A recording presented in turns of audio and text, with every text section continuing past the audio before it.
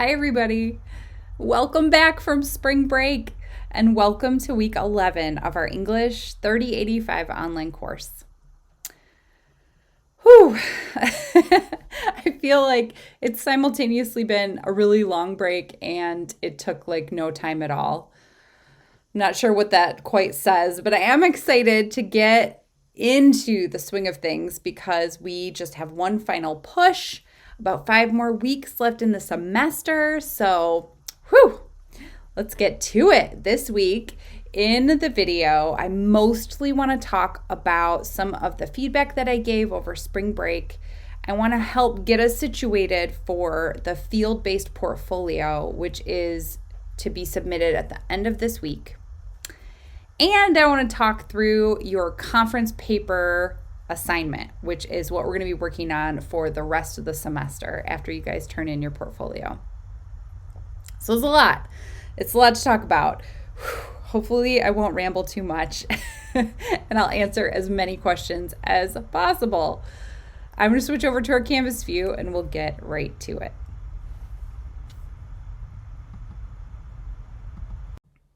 Okay. So here we are in week 11.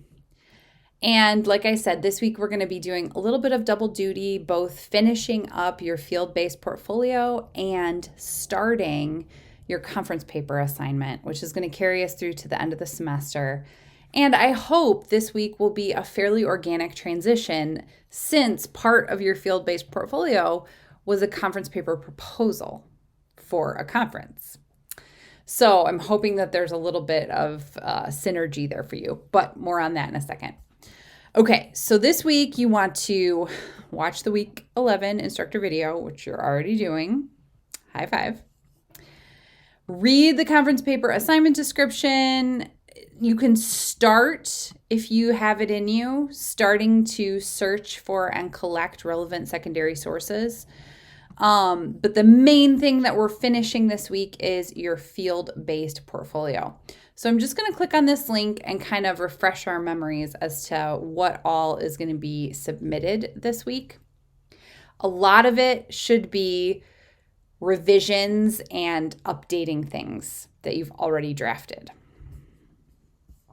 Okay, so we know that this portfolio is sort of that 20,000 foot view. I kind of talked through this in our last video, so I won't belabor it. But just so that we know what we're turning in, your Rhet Comp timeline. So this would include anything that we've covered so far with our turns in Rhet Comp, including anything that you've been inspired to sort of research on your own, or maybe if you've done readings in other classes that kind of help you put the pieces together. Same goes for your field map. So both of these are visual genres, right? This one, a lot of you have been doing as like an infographic, and that's fine. Your field map could also be something visual. Doesn't have to be like a Prezi, but it could be something else. Either way, these are meant to be visual organizers. So you have started these. I gave you a little bit of feedback on them, but now it's time to beef them up and flesh them out so that they represent your timeline, and your field map should represent your understanding of rhetoric and composition as a discipline as you understand it now. So hopefully that's more. Hopefully you understand it a little bit more than you did when you did your first drafts of these. Your threshold concept case studies, I went through and gave some feedback on your third and final case study. It's just looking really strong. You guys have really done an awesome job with that assignment. Here, your task is to choose your favorite one, or maybe the most challenging one. It's up to you, and revise it and get it into tip-top shape for this portfolio. The last thing that you guys turned in was your conference proposal draft. Now, I didn't get a chance to get to these over spring break, but it's first on my to-do list in the next 2 days.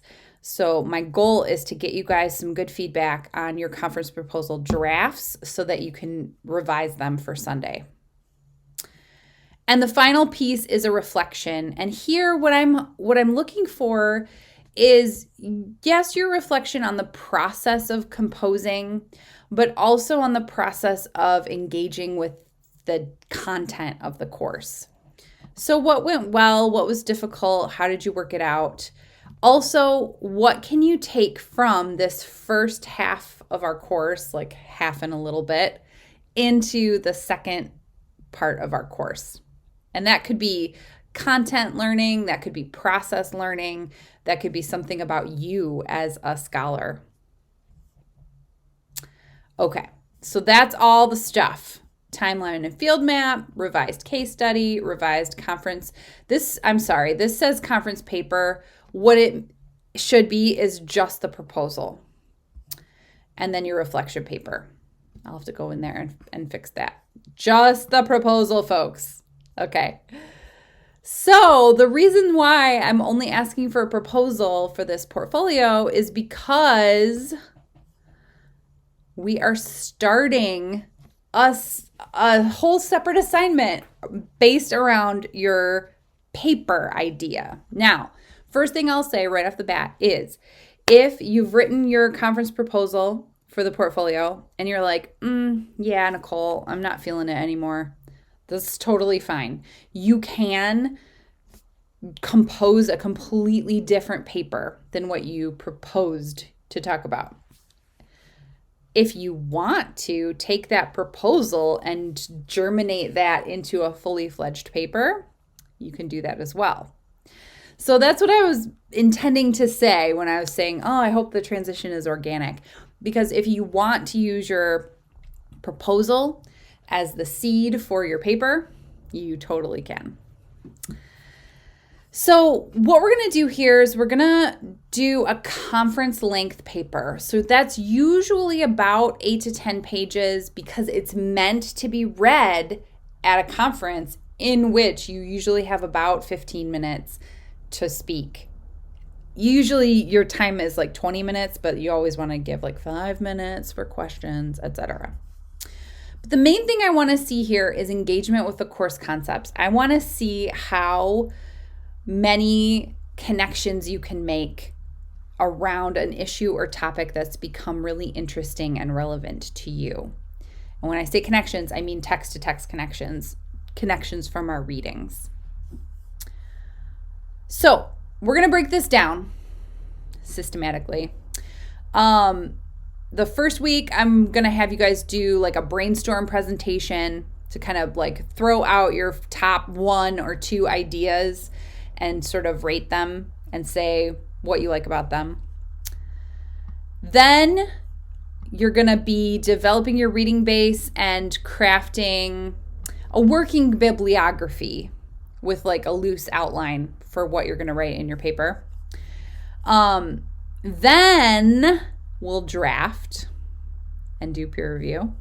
And then we'll finalize and write up a reflection paper. So I'm hoping that over these next weeks, we can systematically walk through the phases of drafting up a conference paper in a somewhat leisurely fashion that will just kind of help us really thoughtfully and reflectively move through the process.